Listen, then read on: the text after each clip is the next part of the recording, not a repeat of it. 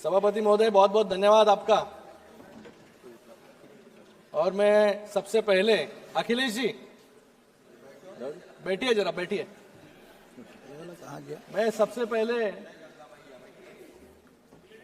अखिलेश जी ने जो बातें कुंभ पर बोली कि 144 साल बाद ये महाकुंभ आया है, ये झूठ है। आपने कहा, आपने ये कहा। देखो, मैं तो पंडित नहीं हूं, बहुत मैं युवा हूं, और मेरे जैसे अनेक युवा इस महाकुंभ में स्नान करने जा रहे हैं। इनकी स्पीच के बाद एक आस्था का विषय है, श्रद्धा का विषय है। इसलिए आज तक मुझे लगता है कि 25-30 करोड़ लोग, इस 40 करोड़ लोग जो भी जाएगा उतना 100 करोड़, जो इतने करोड़ों लोग गए, करोड़ों लोग एक आस्था के साथ गए, एक श्रद्धा के साथ गए कि ये महाकुंभ में जाकर उन्होंने दर्शन लिया। लेकिन मुझे लगता है कि यहां पर अगर अखिलेश जी हिंदू के विरोध में, महाकुंभ के विरोध में अगर नहीं बोलेंगे, आपने शुरुआती विरोध से की, स्नान तो करना पड़ेगा, डुबकी तो लगाना पड़ेगा अखिलेश जी, क्योंकि आज जिस तरह डर से डुबकी जो है कुछ लोग वहां पर लगा के आए, क्योंकि जिस तरीके से आज लोग साथ में आ रहे हैं। हमेशा आपने हिंदू धर्म का विरोध, आपको नहीं बोल रहा हूं खाली, मैं विपक्ष को बोल रहा हूं, हिंदुओं का विरोध, श्रद्धा का विरोध, ये करने का काम हमेशा इन्होंने किया है। लेकिन आज देश की जनता एकत्रित आ रही है मोदी जी के नेतृत्व में, इसलिए तीसरी बार मोदी जी के नेतृत्व में पूरी मेजॉरिटी के साथ ये सरकार स्थापन है।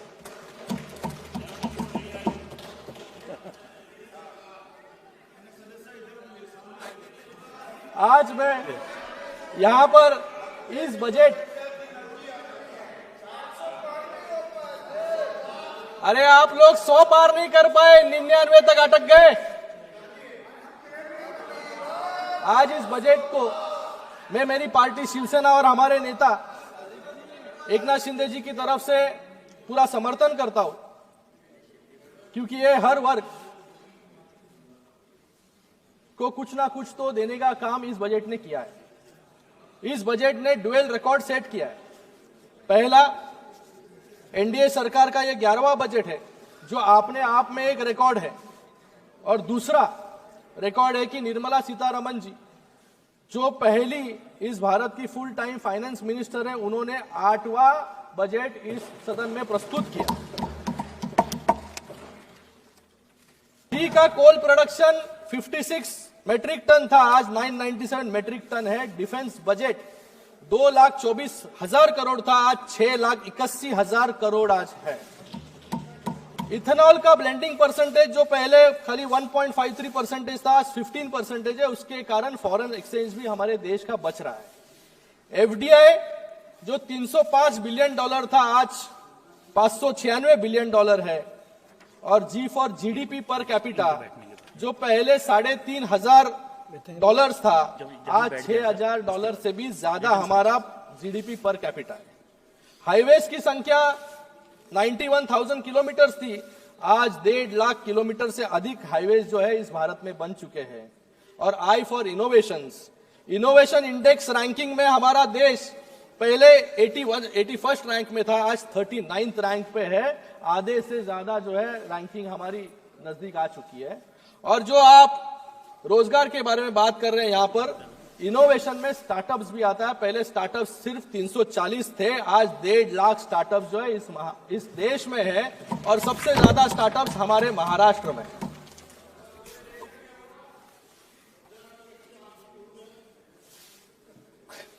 महाराष्ट्र इतना बड़ा राष्ट्र है।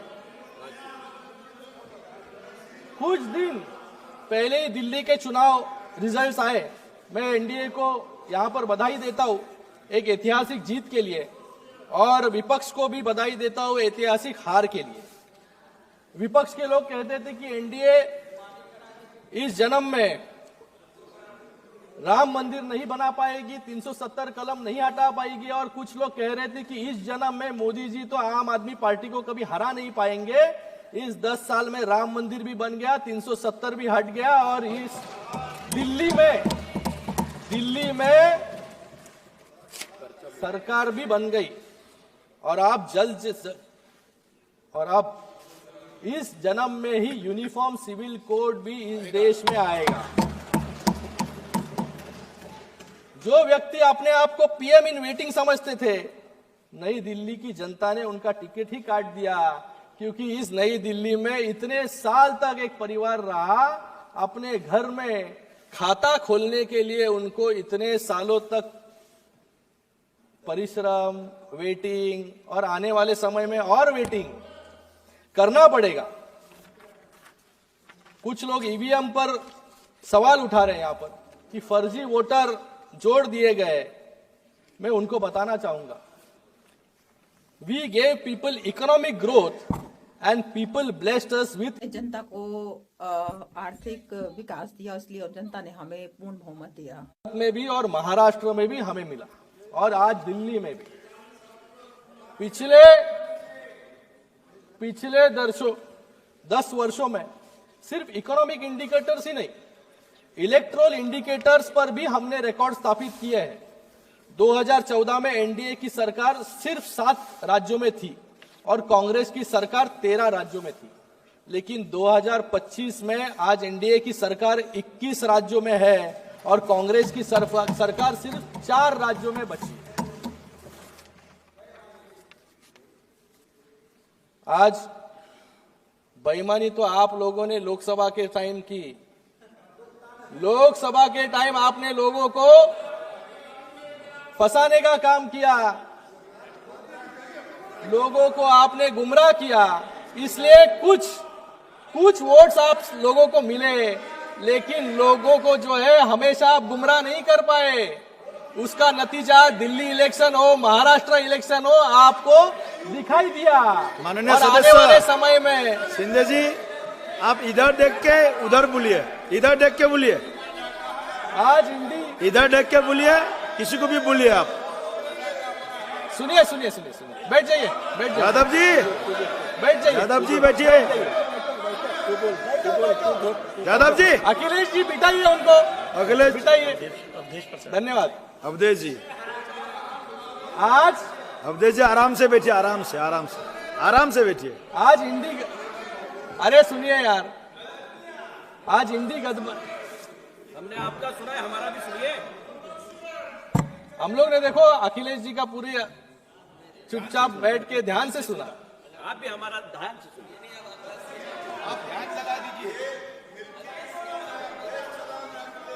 आज इंडी गठबंधन में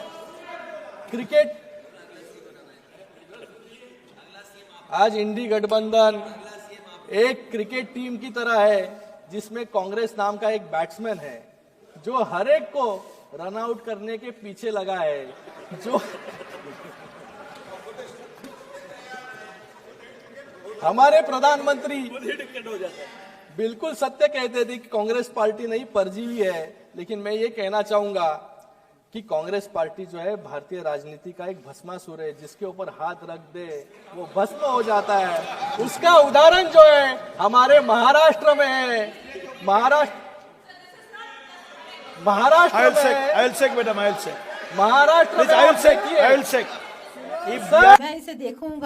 मैं इसे देखूंगा।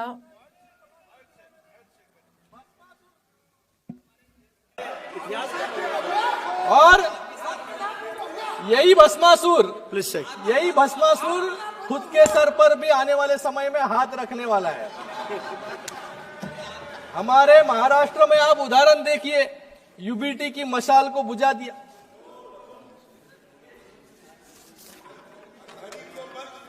घड़ी को जो सबसे ज्यादा विधायक चुन के आते थे, आज उनकी परिस्थिति क्या हो गई है। और जिन्होंने हिंदुत्व छोड़ा, आइडियोलॉजी के साथ कॉम्प्रोमाइज किया, आज उनके साथ क्या परिस्थिति हो गई, ये महाराष्ट्र में आके आप देख लीजिए।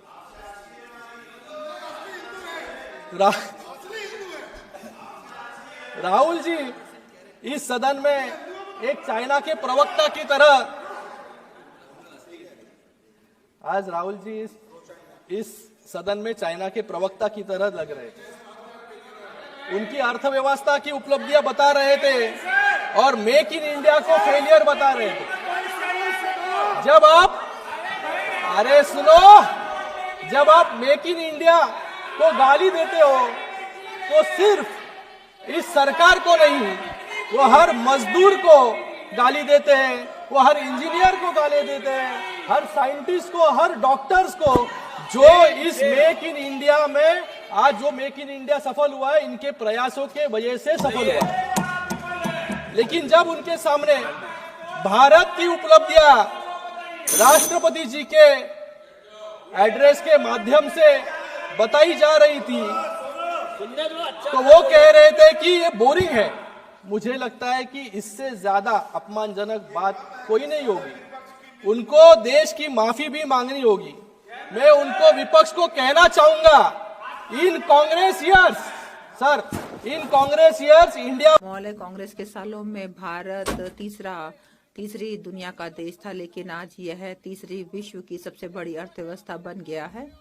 शासन, जो लोग फेलियर की बात करते हैं, अब मैं उनके एक्सेप्शनल इकोनॉमिक परफॉर्मेंस, जहां जहां इनकी राज्य में सत्ता सरकारें बची है, वहां पर इस कैसे परफॉर्म ये कर रहे हैं, उसके बारे में कुछ बताना चाहूंगा।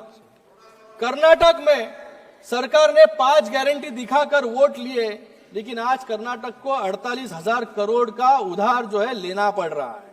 दूसरा हिमाचल प्रदेश है। हिमाचल प्रदेश में 18 नवंबर 2024 को हिमाचल भवन की जब्ती के आदेश हाईकोर्ट ने दिए, क्योंकि कांग्रेस सरकार 150 करोड़ के हाइड्रो पावर परियोजना का भुगतान नहीं कर पाई। हिमाचल में कांग्रेस सरकार का हाल एक फ्यूजिटिव इकोनॉमिक ऑफेंडर वाला हो गया है, जिसकी प्रॉपर्टी अटैच करने की जरूरत पड़ गई है। और उधर हिमाचल सरकार में समोसा स्कैम पर सीआईडी इंक्वायरी चल रही है। समोसा स्कैम। तेलंगाना में भी 10 महीनों में इन्होंने 50,000 करोड़ का कर्ज लिया है। मतलब इन्होंने, सर मैं दूसरा स्पीकर हूं सर, टाइम बचा है मेरे पार्टी का। नहीं टाइम नहीं है, टाइम है थोड़ा है। कल हमारे विपक्ष के साथी कुछ आंकड़े बता रहे थे। अरे सुन लीजिए, ज्यादा नहीं बोलूंगा, सुन लीजिए। कुछ आंकड़े बता रहे थे और बता रही थी कि सर, बैठिए दादा, नहीं ये नॉन स्टॉप कमेंट्री कर रहे हैं सर सब लोग। डोंट डिस्टर्ब, प्लीज बैठिए, प्लीज नॉन स्टॉप कमेंट्री कर रहे हैं। No please. हजम नहीं हो रहा है सर, सच्चाई। कल हमारे विपक्ष की एक साथी कुछ आंकड़े दे रही थी, कुछ बता रही थी कि आज हम सब जो यहाँ बैठे हैं, हर पर एक कर्ज है, लेकिन वो नहीं बताया उन्होंने कि ये कर्ज क्यों है, कैसे हुआ। क्योंकि जब इनकी सरकार थी तो जनता को इन्होंने बैंक समझ लिया था और उस बैंक को 10 साल तक इन्होंने लूटने का काम किया। 1971 में आपने बैंक को नेशनलाइज किया, लेकिन 2014 आते आते बैंकों की हालत ऐसी कर दी कि यूपीए कम और एनपीए ज्यादा सुनाई दे रहा था। और हमने 10 साल में इन सभी बैंकों को एनपीए से बाहर निकालकर आज संरक्षित करने का काम किया। और इन्हीं बैंकों के माध्यम से आज पूरे देश में जो लोगों को सुविधा मिल रही है, वो इन बैंकों के माध्यम से मिल रही है। Please conclude. Income tax amendment sir, sir अभी सर 1 मिनट प्लीज, 1 मिनट में 1 मिनट में 5 minute sir, 5 minute, give me 5 minute sir. No, ये आपका समय पहले हो चुका है। पहले इनकम टैक्स टेररिज्म हुआ करता था, आज इनकम टैक्स कंप्लायंस है। ये 10 साल की जर्नी हमने की है। मैं एक उदाहरण देना चाहूंगा। ऑयल बॉन्ड्स का 2014 से पहले 1,70,518 करोड़ के ऑयल बॉन्ड्स जारी की गए, लेकिन उस समय की सरकार ने इन्हें चुकाने की कोई चिंता नहीं की। 2014-2022 के बीच उसी ऑयल बॉन्ड के लिए 42,223 करोड़ प्रिंसिपल अमाउंट चुकाने के लिए हमें इंटरेस्ट के रूप में 80,000 करोड़ सरकार को देने पड़े।